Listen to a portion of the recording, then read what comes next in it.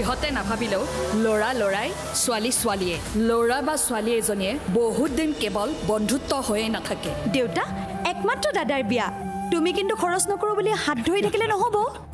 আৰু এবাৰ যদি বিয়াৰ কথা ওলায় মই কিন্তু ঘৰ এৰি গুচি যাম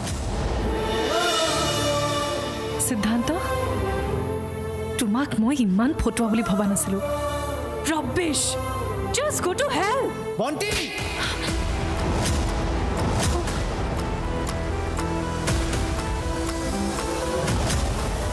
এইবোৰ কি হৈছে মানে ঘৰ বিভীষণ ওলাইছে পুলিচে আমাক ইমানবাৰ কথাবোৰ সুধি থকাৰ পিছতো আমি লুকুৱাই ৰখাৰ অৰ্থ কি হ'ল যদি আমাৰে ঘৰৰ কোনোবাই গৈ কথাবোৰ কৈ দিয়ে